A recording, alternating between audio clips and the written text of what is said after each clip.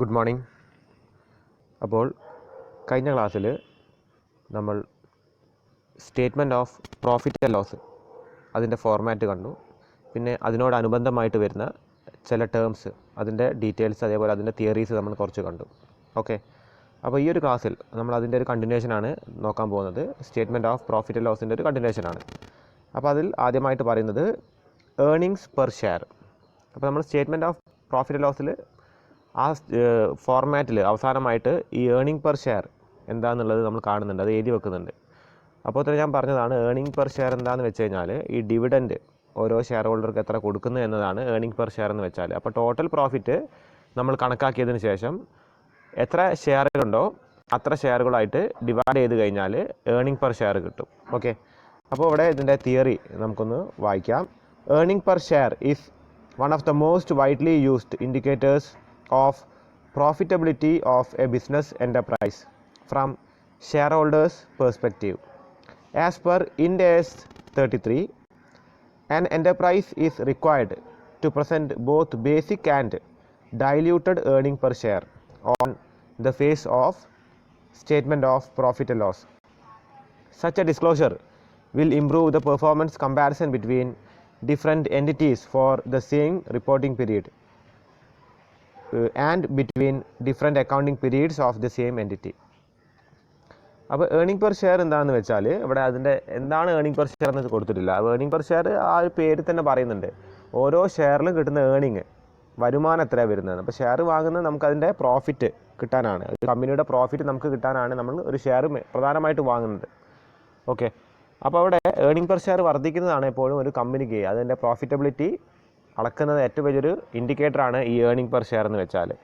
അപ്പോൾ ഇത് കൃത്യമായിട്ട് നമ്മുടെ സ്റ്റേറ്റ്മെൻറ്റ് ഓഫ് പ്രോഫിറ്റ് ലോസിൽ കൃത്യമായിട്ട് കാണിക്കുകയും അതേപോലെ തന്നെ എന്താണ് ഇത് അതിൻ്റെ പ്രീവിയസ് ഇയറിനൊക്കെ നമ്മൾ കൃത്യമായിട്ട് അവിടെ എഴുതി വെച്ച് കഴിഞ്ഞാൽ നമുക്ക് കമ്പാരിസണ് ഒരു ഫേം അതിൻ്റെ പ്രീവിയസ് ഇയറിലുള്ള ഏർണിംഗ് പെർ ഷെയറിൻ്റെ കമ്പാരിസനും അതേപോലെ മറ്റൊരു ഫേമുമായിട്ടുള്ള ഏർണിംഗ് പെർ ഷെയറൊക്കെ നമുക്ക് കമ്പയർ ചെയ്യാനായിട്ട് സാധിക്കും. അപ്പോൾ ഈ ഏർണിംഗ് പെർ ഷെയർ ഏറ്റവും കൂടുതലുള്ള ഫേമായിരിക്കും. വർദ്ധിക്കുന്നതിനനുസരിച്ചിട്ട് ഒരു കമ്പനിയുടെ പ്രോഫിറ്റബിലിറ്റിയും വർദ്ധിക്കും എന്നതാണ്. അപ്പോൾ അതൊരു ഇമ്പോർട്ടൻറ്റ് ഇൻഡിക്കേറ്ററാണ് ഒരു കമ്പനിയുടെ പ്രോഫിറ്റബിലിറ്റി നോക്കാനായിട്ട്. ഓക്കെ, അപ്പോൾ നിങ്ങൾ ജസ്റ്റ് ഒന്ന് ഏർണിംഗ് പെർ ഷെയർ എന്ന സൈഡ് ഹെഡിങ് മാത്രം ഒന്ന് എഴുതി വെക്കുക. അത് കഴിഞ്ഞിട്ട് താഴെ എന്താ എഴുതിയിരിക്കുന്നത് നോക്കാം. ബേസിക് ഏർണിംഗ് പെർ ഷെയർ അല്ലെങ്കിൽ basic E P S. The basic E P S is calculated by dividing the profits attributable to ordinary equity share holders by the number of equity shares outstanding. Basic earning per share may be calculated as below. അപ്പോൾ basic earning per share എത്ര equity ഷെയറുകളുണ്ടോ ആ equity ഷെയറുകളായിട്ട് കിട്ടിയിരിക്കുന്ന profit divide ചെയ്ത് നോക്കിക്കഴിഞ്ഞാൽ നമുക്ക് basic earning per share കിട്ടുമെന്നാണ് പറയുന്നത്. അപ്പോൾ ബേസിക് ഏർണിംഗ് പെർ ഷെയറിൻ്റെ ഇക്വേഷനാണ് താഴെ കൊടുത്തിരിക്കുന്നത്. Basic earning per share is equal to profit or loss for the period attributable to equity share holders. അതായത് ഇക്വിറ്റി ഷെയർ ഹോൾഡേഴ്സിന് കൊടുക്കാനുള്ള പ്രോഫിറ്റ് അല്ലെങ്കിൽ loss, total profit total loss ആണ് ഇവിടെ മുകളിൽ എഴുതേണ്ടത്. താഴെ എന്താണ് എഴുതേണ്ടത്? Weighted average number of equity shares outstanding during the period. അതായത് ഈ വർഷത്തിലുള്ള ഔട്ട്സ്റ്റാൻഡിങ് ആയിട്ടുള്ള, അതായത് നിലവിലുള്ള ഇക്വിറ്റി ഷെയർ ഹോൾഡേഴ്സ് എത്ര ഉണ്ട് ആ നമ്പറാണ് താഴെ എഴുതേണ്ടത്. അപ്പോൾ ഈ പ്രോഫിറ്റും അതേപോലെ ഈ ഷെയറിൻ്റെ കണക്ക് നമ്പേഴ്സ് ഓഫ് ഷെയറും വെച്ച് ഡിവൈഡ് ചെയ്ത് കഴിഞ്ഞാൽ നമുക്ക് എന്ത് കിട്ടും? ബേസിക് ഏർണിംഗ് പെർ ഷെയർ കിട്ടും. ഓക്കെ, അപ്പോൾ നിങ്ങളൊരു കാര്യം ചെയ്യുക, ആദ്യം ഏർണിംഗ് പെർ ഷെയറിന് സൈഡ് ഹെഡിങ് എഴുതുക, പിന്നെ ബേസിക് ഏർണിംഗ് പെർ ഷെയർ എന്ന് വെച്ചിട്ട് ഈ ഒരു നോട്ട് അടക്കം എന്താണ് ഈ ഒരു ഇക്വേഷൻ വരെ എഴുതി വെക്കുക. ഓക്കെ, ഇനി അടുത്ത സൈഡ് ഹെഡിങ് ശ്രദ്ധിക്കാം. ബേസിക് ഏർണിംഗ് പെർ ഷെയറും ഉണ്ട്, ഡൈല്യൂട്ടഡ് ഏർണിംഗ് പെർ ഷെയറും ഉണ്ട് നമ്മൾ കണ്ടിട്ടുണ്ട്. അപ്പോൾ എന്താണ് ഡൈല്യൂട്ടഡ് ഏർണിംഗ് പെർ ഷെയർ എന്ന് നോക്കാം. ഓക്കെ, അപ്പോൾ ഡൈല്യൂട്ടഡ് ഏർണിംഗ് പെർ ഷെയർ എന്താണ്? In addition to basic earning per share companies are also required to report diluted earning per share. അതായത് ബേസിക് ഏർണിംഗ് പെർ ഷെയർ മാത്രം കമ്പനി പ്രോഫിറ്റ് ആൻഡ് ലോസിൽ കാണിച്ചാൽ പോരാ, diluted earning per ഷെയറും കാണിക്കണം. Okay, an enterprise might have issued financial instruments that may get converted into equity shares in future. For example, an enterprise may have an employee stock option plan which entitles the holders of stock option to get certain number of equities shares in future. Likewise, convertible debentures may get converted into equity in future. In such cases, diluted earning per share needs to be calculated. Thus, diluted earning per share is calculated when there are convertible preference shares, convertible debentures, options, warrants in capital structure. Diluted earning per shares, how much shows how much dilution would take place in earning per share if all these convertible instruments are immediately converted into equity shares. അപ്പോൾ ഇവിടെ എന്താ പറയുന്നതെന്ന് വെച്ചാൽ ഒരു കമ്പനിക്ക് നിലവിൽ യഥാർത്ഥത്തിലുള്ള equity share holders ഉണ്ടാവും. ഇക്വിറ്റി ഷെയർ ഇറക്കിയിട്ട് ഇക്വിറ്റി ഷെയർ വാങ്ങിയ ആൾക്കാർ, അതാണ് നോർമൽ ഇക്വിറ്റി ഷെയർ ഹോൾഡേഴ്സ്. അല്ലാതെ കമ്പനി ചിലപ്പോൾ ഭാവിയിൽ ചില ഇക്വിറ്റി ഷെയർസിനെ അഡീഷണൽ ആയിട്ട് ചില ഇക്വിറ്റി ഷെയർ ഹോൾഡേഴ്സ് കമ്പനിയിൽ വരാൻ ചാൻസ് ഉണ്ട്. ഒന്നെന്താണ് എംപ്ലോയി സ്റ്റോക്ക് ഓപ്ഷൻ പ്ലാൻ. എംപ്ലോയീസിന് കൊടുക്കാവുന്ന ഇക്വിറ്റി ഷെയർസ് ഉണ്ട്. എംപ്ലോയി സ്റ്റോക്ക് ഓപ്ഷൻ പ്ലാൻ നമ്മൾ ഡിസ്കസ് ചെയ്തതാണ്. എംപ്ലോയിക്ക് ഒരു ബോണസ് ആയിട്ട് ഇക്വിറ്റി ഷെയർ കൊടുക്കുന്നതാണ് ഈ എംപ്ലോയി സ്റ്റോക്ക് ഓപ്ഷൻ പ്ലാൻ എന്ന് വെച്ചാൽ. അപ്പോൾ അങ്ങനെ വരുമ്പോൾ ഭാവിയിൽ കൂടുതൽ ഇക്വിറ്റി ഷെയർ വരും. അല്ല ആ എംപ്ലോയീസ് എന്താണ് ഇക്വിറ്റി ഷെയർ ഹോൾഡേഴ്സ് ആവും. അപ്പോൾ നമുക്ക് കിട്ടുന്ന ഏർണിങ്സ്, കമ്പനിക്ക് കിട്ടുന്ന ഡിവിഡൻഡ് എന്താണ് അവർക്കും കൂടി വീതിച്ച് കൊടുക്കേണ്ടതാണ്. അതേപോലെ convertible preference share, convertible debentures. അപ്പോൾ ഈ കൺവേർട്ടിബിൾ പ്രിഫറൻസ് ഷെയറിൻ്റെയും കൺവേർട്ടിബിൾ ഡിബഞ്ചേഴ്സിൻ്റെയൊക്കെ പ്രത്യേകത എന്താണെന്ന് വെച്ച് കഴിഞ്ഞാൽ, ഒരു ടൈം പീരീഡ് കഴിഞ്ഞാൽ ഈ പ്രിഫറൻസ് ഷെയറുകളും ഈ ഡിബഞ്ചേഴ്സും ഒക്കെ ഇക്വിറ്റി ഷെയറുകളായിട്ട് കൺവേർട്ട് ചെയ്യും. അപ്പോഴും കൂടുതൽ ഇക്വിറ്റി ഷെയർ ഹോൾഡേഴ്സ് വരികയാണ്. അല്ല, അപ്പോൾ ഇക്വിറ്റി ഷെയർ ഹോൾഡേഴ്സിൻ്റെ നമ്പർ കൂടുമ്പോൾ എന്താണ് കൊടുക്കുന്ന ഏർണിംഗ് പെർ ഷെയർ അല്ലേ, ഓരോ ഷെയറിന് കൊടുക്കുന്ന തുക ഡൈല്യൂട്ട് ചെയ്ത് പോവുക ചെയ്യുക, അത് കുറഞ്ഞു പോവുകയാണ് ചെയ്യുക. ഓക്കെ, അപ്പോൾ അത് അനുമാനിച്ചുകൊണ്ടാണ് എന്ത് തയ്യാറാക്കുക, ഈ diluted earning per share company ഒന്ന് തയ്യാറാക്കി വെക്കുക. അപ്പോൾ എന്താണ് ഷെയർ ഹോൾഡേഴ്സിന് മനസ്സിലാവും ഭാവിയിൽ എന്താണ് ഇപ്പോൾ കിട്ടുന്ന EPSനെക്കാട്ടിയും കുറവായിരിക്കും കിട്ടാൻ ചാൻസ്. അപ്പോൾ ഈ നമ്പേഴ്സ് അല്ലെങ്കിൽ അഡീഷണൽ ആയിട്ട് ഇത്രയും നമ്പേഴ്സ് ഓഫ് ഇക്വിറ്റി ഷെയർ ഹോൾഡേഴ്സും കൂടി വരാൻ ചാൻസ് ഉണ്ട് എന്ന് നിലവിലുള്ള ഷെയർ ഹോൾഡേഴ്സിന് അല്ലെങ്കിൽ കമ്പനിയിലേക്ക് ഇൻവെസ്റ്റ് ചെയ്യാൻ ആഗ്രഹിക്കുന്ന ഷെയർ ഹോൾഡേഴ്സിനും മനസ്സിലാവും. അപ്പോൾ അതിൻ്റെ ഇക്വേഷനാണ് താഴെ കൊടുത്തിരിക്കുന്നത്.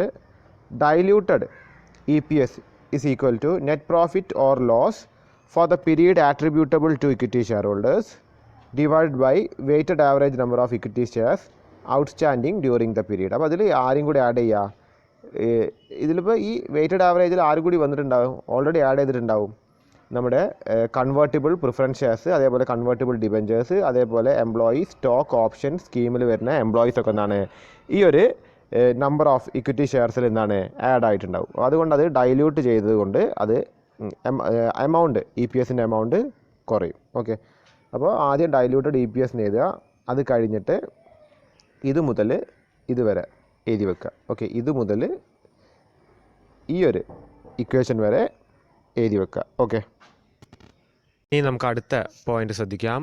ഡിവിഡൻറ്റിനെ കുറിച്ചിട്ടാണ് പറയുന്നത്. ഓക്കെ, അപ്പോൾ ഡിവിഡൻറ്റ് എന്താ എന്നുള്ളത് നോക്കാം.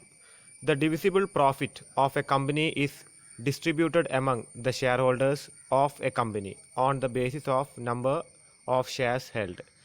This is called dividend. അതായത് ഡിവിസിബിൾ പ്രോഫിറ്റ് ആണ് ഡിവിഡൻ്റ് ആയിട്ട് കൊടുക്കുക. അതായത് കമ്പനിക്ക് പ്രോഫിറ്റ് കിട്ടും, അതിൽ എല്ലാ പ്രോഫിറ്റും അതിൻ്റെ എല്ലാ ഭാഗവും കമ്പനി ഡിവിസിബിൾ പ്രോഫിറ്റ് ആക്കില്ല. അതായത് ഷെയർ ഹോൾഡേഴ്സിന് വീതിച്ച് കൊടുക്കില്ല. ഷെയർ ഹോൾഡേഴ്സിന് വീതിച്ച് കൊടുക്കുന്ന ചെറിയൊരു ഭാഗമായിരിക്കും വീതിച്ച് കൊടുക്കുക. കാര്യം കമ്പനിയുടെ നടത്തിപ്പിനായിട്ട് പ്രോഫിറ്റിൻ്റെ വലിയൊരു ഭാഗം കമ്പനി എടുക്കും. ഓക്കെ, ബാക്കി വരുന്നതാണ് ഷെയർ ഹോൾഡേഴ്സിന് കൊടുക്കുക. പിന്നെ മറ്റു ബാധ്യതകളൊക്കെ തീർത്തിട്ടാണ് ഷെയർ ഹോൾഡേഴ്സിന് കൊടുക്കുക.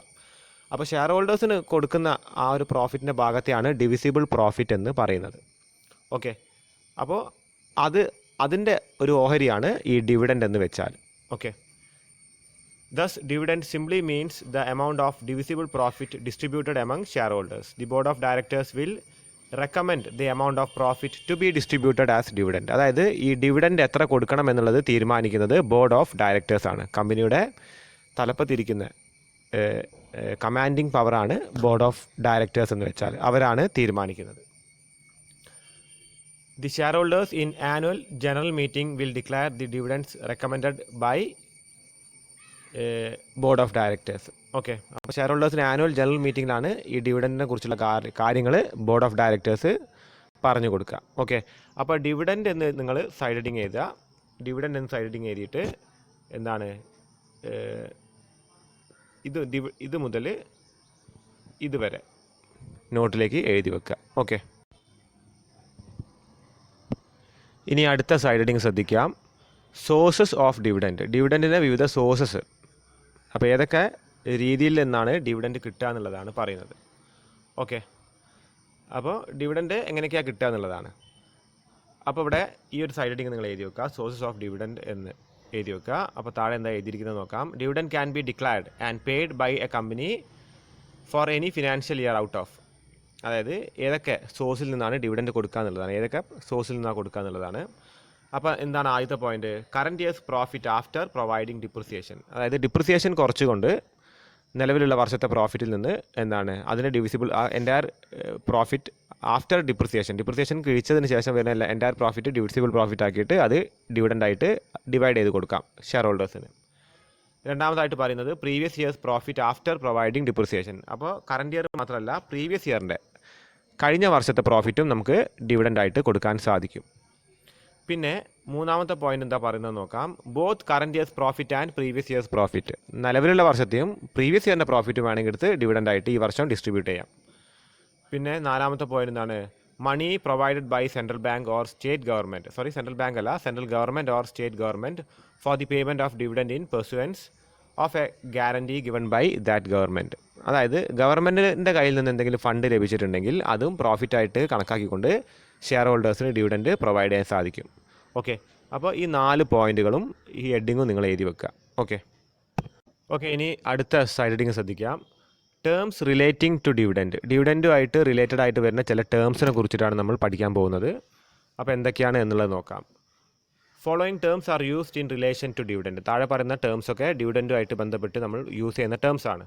അപ്പോൾ അതിൽ ആദ്യം പറയുന്നത് പ്രൊപ്പോസ്ഡ് ഡിവിഡൻറ്റിനെ കുറിച്ചിട്ടാണ്. Proposed dividend. ഓക്കെ, അപ്പോൾ ഈ ഒരു ഹെഡിങ് നിങ്ങൾ എഴുതേണ്ട കാര്യം വരുന്നില്ല, പക്ഷേ പ്രൊപ്പോസ്ഡ് ഡിവിഡൻറ്റ് എന്നൊരു സൈഡ് ഹെഡിങ് എഴുതി വെക്കുക. ഓക്കെ, അപ്പോൾ എന്താണ് പ്രൊപ്പോസ്ഡ് ഡിവിഡൻറ്റ് എന്ന് നോക്കാം. Okay, proposed dividend is the dividend recommended by board of directors after the close of the books of account. When it is approved by the shareholders in annual general meeting, it becomes final or declared dividend. അതായത് ഒരു വർഷാവസാനം board of directors കമ്പനിയുടെ accounts ഒക്കെ പരിശോധിച്ചിട്ട് എത്ര profit കിട്ടിയെന്നൊക്കെ മനസ്സിലാക്കിയിട്ട് അവർ തീരുമാനിക്കുകയാണ് ആ പ്രോഫിറ്റിന് ഇത്രയും പോർഷനാണ് ഡിവിഡൻ്റായിട്ട് കൊടുക്കാൻ തീരുമാനിച്ചിരിക്കുന്നത്. അപ്പോൾ അതാണ് പ്രൊപ്പോസ്ഡ് ഡിവിഡൻറ്റ്. ഒരു പ്രൊപ്പോസിഷൻ മാത്രമേ അവിടെ നടന്നിട്ടുള്ളൂ, അതായത് കൊടുക്കാൻ തീരുമാനിച്ചിട്ടുള്ളൂ ബോർഡ് ഓഫ് ഡയറക്ടേഴ്സ്. ഇത് ഫൈനൽ ഡിവിഡൻറ്റ് ആവണമെന്നുണ്ടെങ്കിൽ ഇത് ആനുവൽ ജനറൽ മീറ്റിങ്ങിൽ നമ്മുടെ ഷെയർ ഹോൾഡേഴ്സും കൂടി അംഗീകരിക്കണം. അത് ഷെയർ ഹോൾഡേഴ്സ് ആണല്ലോ ഇതിൻ്റെ യഥാർത്ഥ ഉടമകൾ, ഇൻക്ലൂഡിങ് ബോർഡ് ഓഫ് ഡയറക്ടേഴ്സ്. അപ്പോൾ അവരും കൂടി അംഗീകരിച്ചെങ്കിൽ മാത്രമേ എന്ത് വരുന്നുള്ളൂ, ഈ പ്രൊപ്പോസ്ഡ് ഡിവിഡൻറ്റ് ഫൈനൽ ഡിവിഡൻറ്റ് ആവുന്നുള്ളൂ. അപ്പോൾ ആദ്യം തന്നെ ബോർഡ് ഓഫ് ഡയറക്ടേഴ്സിൻ്റെ ഒരു തീരുമാനം മാത്രമാണെന്ത് ഈ പ്രൊപ്പോസ്ഡ് ഡിവിഡൻറ്റ് എന്ന് വെച്ചാൽ. ഇത്രയും കൊടുക്കാമെന്നൊരു തീരുമാനം മാത്രം അവർ എടുത്തു വെച്ചിരിക്കുകയാണെങ്കിൽ അതാണ് പ്രൊപ്പോസ്ഡ് ഡിവിഡൻറ്റ് എന്ന് വെച്ചാൽ. ഓക്കെ, അപ്പോൾ ഈ പ്രൊപ്പോസ്ഡ് ഡിവിഡൻറ്റ് എന്നുള്ള സൈഡിങ് എഴുതിയിട്ട് ഇതുവരെ നിങ്ങൾ എഴുതുക. ഓക്കെ, അപ്പോൾ ഇതിൻ്റെ ജേണൽ എൻട്രി എന്താ ചെയ്യേണ്ടതെന്നാണ് ശ്രദ്ധിക്കുക. വെൻ ഡിവിഡൻറ്റ് ഈസ് പ്രൊപ്പോസ്ഡ്, അപ്പോൾ എന്താ വരിക, അത് പ്രൊപ്പോസ്ഡ് ഡിവിഡൻറ്റ് എങ്ങോട്ടാണ് പോവുക, അത് സ്റ്റേറ്റ്മെൻറ്റ് ഓഫ് പ്രോഫിറ്റ് ആൻഡ് ലോസിലേക്കാണ് പ്രൊപ്പോസ്ഡ് ഡിവിഡൻറ്റ് പോവുക. അപ്പോൾ അതിൻ്റെ ജേണൽ എൻട്രി എന്താ വരിക, statement of profit and loss account debtor to എന്താണ് പ്രൊപ്പോസ്ഡ് ഡിവിഡൻറ്റ്. അപ്പോൾ ഈ ഒരു ജേണൽ എൻട്രി നിങ്ങൾ എഴുതി വെക്കുക. അതായത് സ്റ്റേറ്റ്മെൻറ്റ് ഓഫ് പ്രോഫിറ്റ് ആൻഡ് ലോസിൻ്റെ ഡെബിറ്റ് സൈഡിലേക്കാണ് എന്ത് പോകുന്നത്, പ്രൊപ്പോസ്ഡ് ഡിവിഡൻറ്റ് പോകുന്നത്. ഓക്കെ, അപ്പോൾ അത് എക്സ്പെൻസിൻ്റെ അണ്ടറിലാണ് പ്രൊപ്പോസ്ഡ് ഡിവിഡൻറ്റ് വരിക. അല്ലെ, ഡിവിഡൻറ്റ് കൊടുക്കുക എന്നുള്ളത് കമ്പനിയെ സംബന്ധിച്ച് എന്താണ്, എക്സ്പെൻസ് ആണ്. ഓക്കെ, അപ്പോൾ ഈ ഒരു ജേണൽ എൻട്രിയും കൂടി നിങ്ങളൊന്ന് നോട്ട്ബുക്കിലേക്ക് എഴുതി വെക്കുക. ഓക്കെ, പിന്നെ ഒരു കാര്യം കൂടി പറയാനായിട്ടുള്ളത്, proposed dividend is disclosed under the sub head provisions. അതായത് ബാലൻസ് ഷീറ്റിൽ ഇത് പ്രൊവിഷൻസിന് അണ്ടറിലാണ് വരിക. പ്രൊവിഷൻ എന്ന് പറയുന്ന സബ് ഹെഡിൻ്റെ അണ്ടറിലാണ് വരിക. ഇതിൻ്റെ മെയിൻ ഹെഡിങ് എന്താ വരിക എന്ന് വെച്ചാൽ അതർ കറൻറ്റ് ലയബിലിറ്റീൻ്റെ അണ്ടറിൽ പ്രൊവിഷൻസിൻ്റെ അണ്ടറിലാണ് പ്രൊപ്പോസ്ഡ് ഡിവിഡൻറ്റ് വരിക. ഓക്കെ, കറൻറ്റ് ലയബിലിറ്റീൻ്റെ അണ്ടറിൽ അതർ കറൻറ്റ് ലയബിലിറ്റീൻ്റെ അണ്ടറിൽ പ്രൊവിഷൻസിൻ്റെ അണ്ടറിലാണ് പ്രൊപ്പോസ്ഡ് ഡിവിഡൻറ്റ് വരിക. അപ്പോൾ ഇതും കൂടി ഒന്ന് നിങ്ങളൊന്ന് നോട്ട് ചെയ്ത് വെക്കുക. ഓക്കെ, ഇനി അടുത്ത സൈഡ് ഹെഡിങ് ശ്രദ്ധിക്കുക, ഇൻ്ററിം ഡിവിഡൻറ്റ്. ഓക്കെ, അപ്പോൾ നമുക്ക് ഇവിടെ കൊടുത്തിരിക്കുന്ന നോട്ട് നോക്കാം. Literally interim means during or in between or provisional. Interim dividend refers to the dividend paid by the company before the preparation of final accounts. It is declared between two annual general meeting. Okay, അപ്പോൾ interim എന്ന വേർഡിൻ്റെ അർത്ഥം എന്താണെന്ന് വെച്ചാൽ ഇടക്കാലം എന്നാണ്. Okay, അപ്പോൾ ഈ ഇടക്കാലത്ത് തീരുമാനിക്കുന്ന ഡിവിഡൻ്റാണ് എന്ത്, ഇൻ്ററിം ഡിവിഡൻറ്റ്. അതായത് 2 ആനുവൽ ജനറൽ മീറ്റിങ്ങിൻ്റെ ഇടയ്ക്ക് അപ്പോൾ കമ്പനിക്ക് തോന്നുകയാണ് ഇടയ്ക്ക് ഒരു ഡിവിഡൻറ്റ് ഡിക്ലെയർ ചെയ്യണമെന്ന് തോന്നുകയാണെങ്കിൽ അതാണ് ഇൻ്ററിം ഡിവിഡൻറ്റ്. സ്വതവേ ഡിവിഡൻറ്റ് എപ്പോഴാണ് ഡിക്ലെയർ ചെയ്യുക, ഫൈനൽ ഡിവിഡൻറ്റ്, അതായത് ആദ്യം proposed dividend board of directors തീരുമാനിച്ചിട്ട് ഫൈനൽ ഡിവിഡൻറ്റ് അല്ലെങ്കിൽ അതിൻ്റെ ഫൈനൽ ഡിക്ലറേഷൻ വരുന്നത് ആനുവൽ ജനറൽ മീറ്റിങ്ങിൽ എല്ലാ ഷെയർ ഹോൾഡേഴ്സും അതിന് അനുകൂലമായിട്ട് വോട്ട് ചെയ്യുമ്പോഴാണ്. എല്ലാ ഷെയർ ഹോൾഡേഴ്സ് എല്ലാം അതിന് ഒരു അനുപാതമുണ്ട്, അതിന് ഭൂരിപക്ഷം കിട്ടണം. ഓക്കെ, അപ്പോൾ ആ ഭൂരിപക്ഷം ഷെയർ ഹോൾഡേഴ്സ് വോട്ട് ചെയ്യുമ്പോഴാണ് ഇത് ഫൈനൽ ഡിവിഡൻറ്റ് ആവുന്നത്. ഓക്കെ, അപ്പോൾ ഇൻ്ററിം എന്താണ്, ഇതിൻ്റെ ഇടയ്ക്ക് 2 ആനുവൽ ജനറൽ മീറ്റിങ്ങിൻ്റെ ഇടയ്ക്ക് ഒരു ഡിവിഡൻറ്റ് തീരുമാനിക്കുകയാണെങ്കിൽ it is known as interim dividend. Okay, അപ്പോൾ അതാണ് ഇൻ്ററിം ഡിവിഡൻറ്റ് എന്ന് വെച്ചാൽ. അപ്പോൾ നിങ്ങൾ ഇത് മുതൽ ഇതുവരെ ഓക്കെ എഴുതി വെക്കുക. പിന്നെ ഒന്ന് കാര്യം ശ്രദ്ധിക്കുക, the following journal entry is required. അപ്പോൾ ഇൻ്ററിം ഡിവിഡൻറ്റിൻ്റെ ജേണൽ എൻട്രി എന്താ വരുന്നത്? ഇൻ്ററിം ഡിവിഡൻറ്റ് അക്കൗണ്ട് അറ്റഡ് ടു ബാങ്ക് അക്കൗണ്ടാണ്. ഓക്കെ, അപ്പോൾ അതൊന്ന് നോട്ട് ചെയ്ത് വെക്കുക. പിന്നെ ഇൻ്ററിം ഡിവിഡൻറ്റിനെ കുറിച്ച് പറയാനായിട്ടുള്ളത്, interim dividend appears in the trial balance as debit balance. അതായത് ട്രയൽ ബാലൻസിൽ ഇത് ഡെബിറ്റ് ബാലൻസിലാണ് കാണിക്കുക. അപ്പോൾ ട്രയൽ ബാലൻസ് നമ്മളിവിടെ ഉണ്ടാക്കി പഠിച്ചിട്ടില്ല, അതുകൊണ്ട് അത് നോട്ട് ചെയ്യേണ്ട കാര്യമില്ല. Interim dividend is shown in the notes to accounts under subhead surplus in the statement of profit and loss deducted from profit. അതായത് ഇത് കൃത്യമായിട്ട് ബാലൻസ് ഷീറ്റിലല്ല കാണിക്കുക, ഇത് നമ്മുടെ സ്റ്റേറ്റ്മെൻറ്റ് ഓഫ് പ്രോഫിറ്റ് ലോസ് തയ്യാറാക്കുമ്പോൾ അതിൻ്റെ നോട്ടിൻ്റെ ഭാഗമായിട്ട് പ്രോഫിറ്റിൽ നിന്ന് മൈനസ് ചെയ്യുകയാണ് ചെയ്യുക. ഓക്കെ, അപ്പോൾ ഇത് നമ്മൾ എഴുതി വെക്കേണ്ട ഒരു ആവശ്യം വരുന്നില്ല.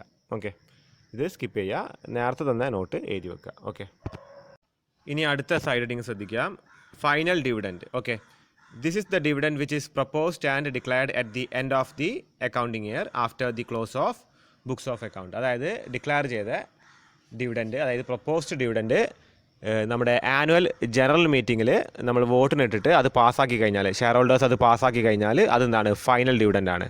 അപ്പോൾ അതിനെക്കുറിച്ച് നമ്മൾ ഇതിന് മുൻപ് പറഞ്ഞിട്ടുണ്ട്. അപ്പോൾ അതുകൊണ്ട് നിങ്ങളൊരു കാര്യം ചെയ്യുക, അത് ഇത് മുതൽ ഇതുവരെ നിങ്ങളത് നോട്ട് ചെയ്ത് വെക്കുക. ഓക്കെ, ഇനി അടുത്ത സൈഡ് ഹെഡിങ് ശ്രദ്ധിക്കാം, അൺക്ലെയിംഡ് ഡിവിഡൻറ്റ്. അപ്പോൾ എന്താണ് unclaimed? Unclaimed dividend refers to dividend not yet claimed by the shareholders. The declared dividend must be paid within 30 days of declaration. Any dividend which remains unpaid or unclaimed within 30 days of declaration must be deposited in unpaid dividend account with a scheduled bank within 7 days from 30 days.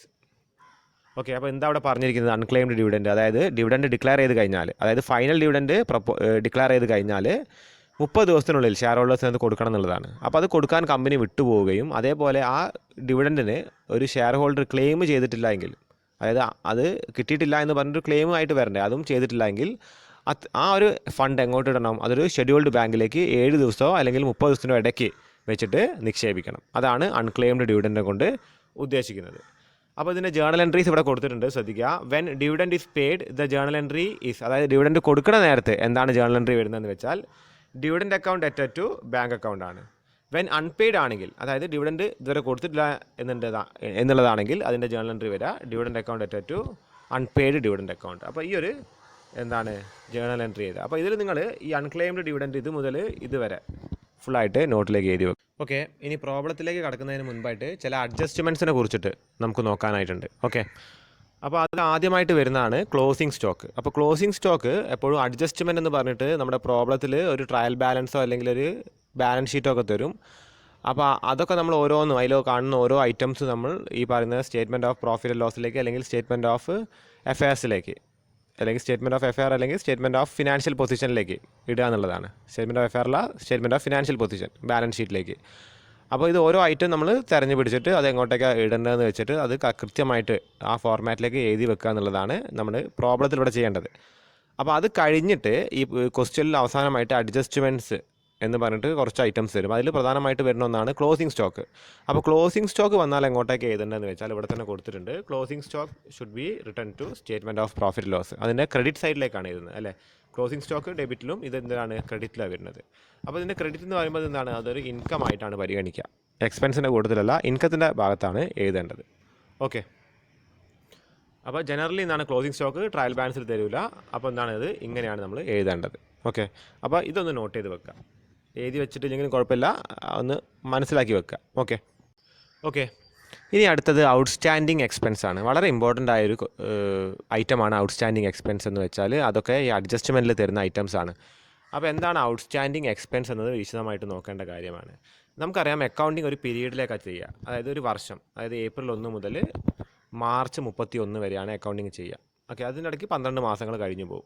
അപ്പോൾ ഈ 12 മാസങ്ങൾക്കിടയിൽ നമ്മളൊരു ചിലവ്, അതായത് നമ്മളിപ്പോൾ പറയുകയാണെങ്കിൽ ഈ 12 മാസങ്ങളായിട്ട് നമ്മൾ പത്രം ഇടുന്നുണ്ടെന്ന് വെക്കുക, നമ്മുടെ സ്ഥാപനത്തിലേക്ക് പത്രം ഇടുന്നുണ്ട്.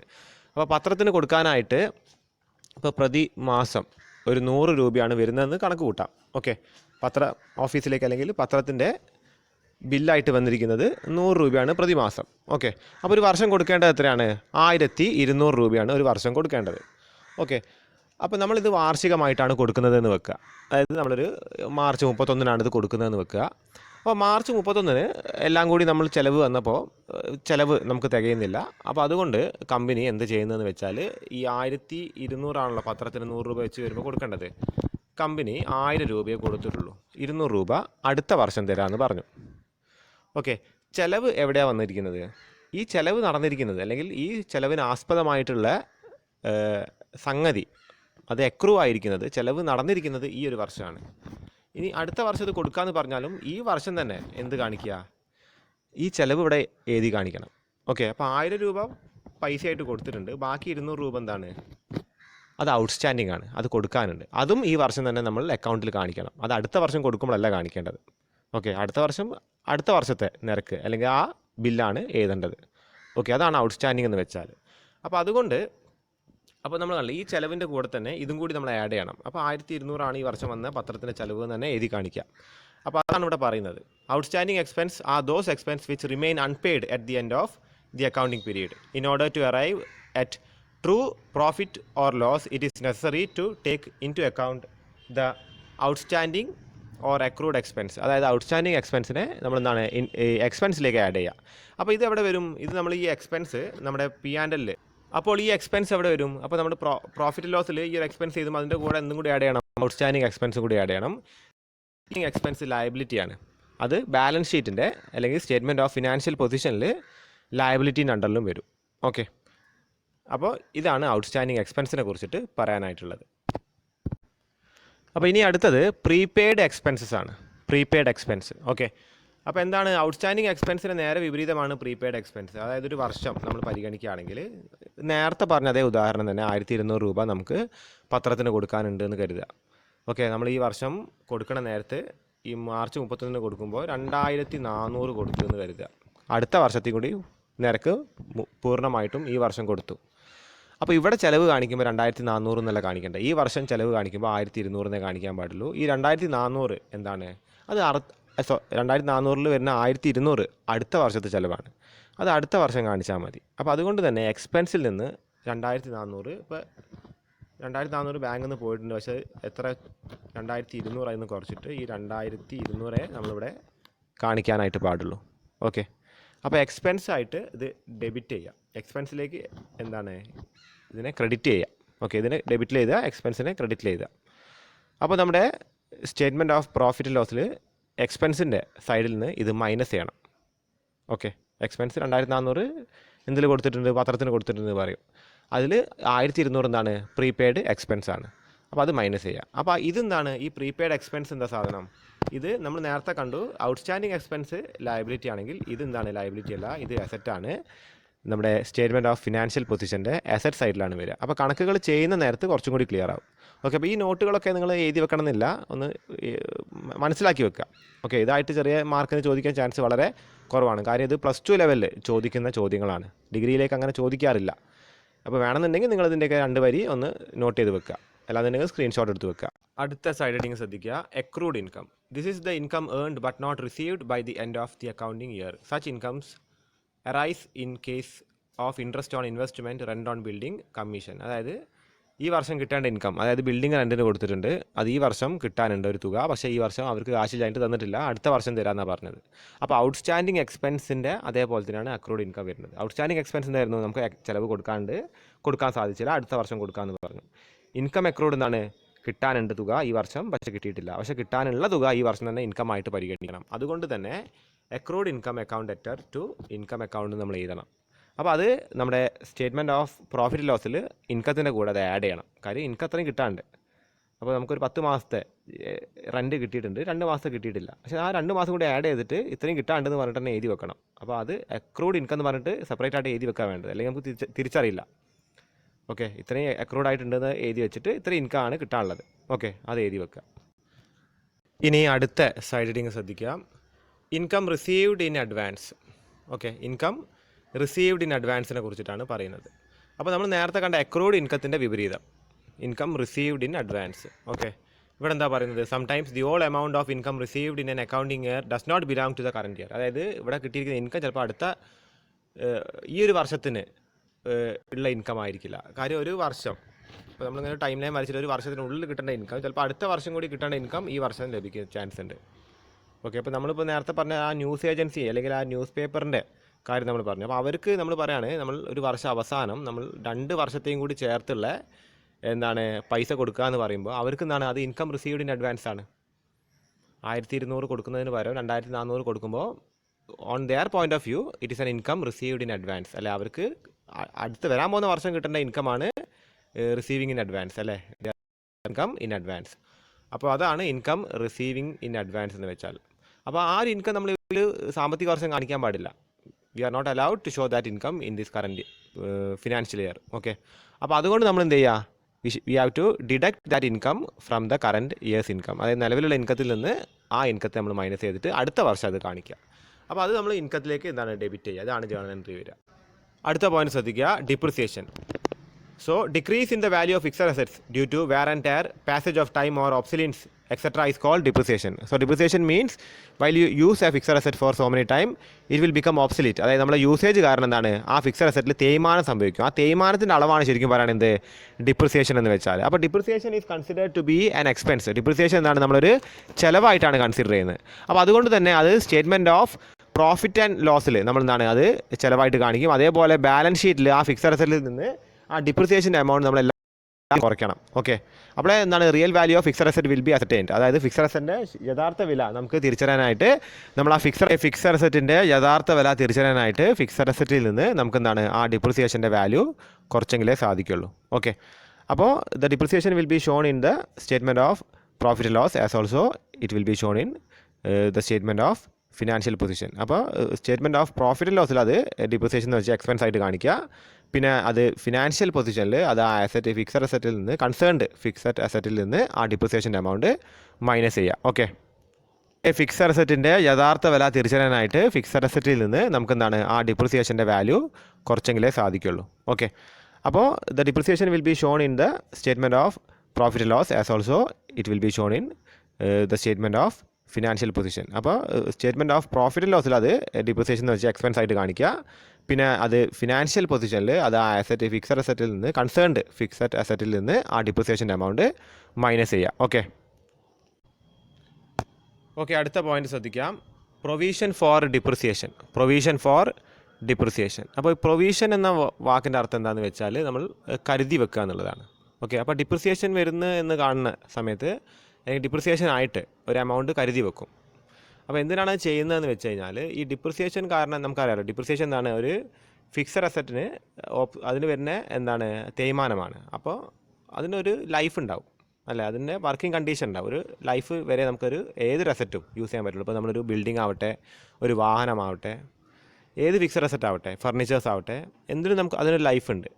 അപ്പോൾ ആ ലൈഫ് കാലം ചെല്ലുന്തോറും ഇതിൻ്റെ തേയ്മാനം സംഭവിക്കുകയും ആ ലൈഫ് കഴിഞ്ഞാൽ പിന്നെ അത് വെറും സ്ക്രാപ്പായിട്ട് ഒഴിവാക്കാനേ സാധിക്കും. അപ്പോൾ ആ ടൈമിൽ നമുക്ക് ആ ഒരു അസറ്റ് റീപ്ലേസ് ചെയ്യണം. ഓക്കെ, അപ്പോൾ അതിനായിട്ട് നമ്മളൊരു പ്രൊവിഷൻ, ഒരു കരുതലായിട്ട് മാറ്റി വെക്കുന്നതാണ് ഈ പ്രൊവിഷൻ ഫോർ ഡിപ്രിസിയേഷൻ പ്രധാനമായിട്ടും. അപ്പോൾ അതും ഒരു ചിലവാണ്. അപ്പോൾ അതിന് നമ്മൾ എങ്ങനെയാണ് ട്രീറ്റ് ചെയ്യുക എന്നുള്ളതാണ്.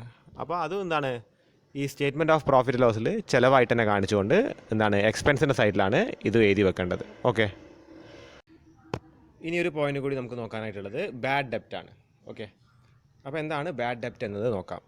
When the amount due from debtors to whom goods are sold on credit. അതായത് നമ്മൾ ചില ആൾക്കാർക്ക് ഗുഡ്സ് ക്രെഡിറ്റിൽ വിൽക്കും, കടമായിട്ട് സാധനങ്ങൾ വിറ്റ് കഴിഞ്ഞാൽ. അപ്പോൾ അങ്ങോട്ട് കാശ് കിട്ടാണ്ടാവുമല്ലോ, കടമായിട്ടാണ് വിറ്റിരിക്കുന്നത്.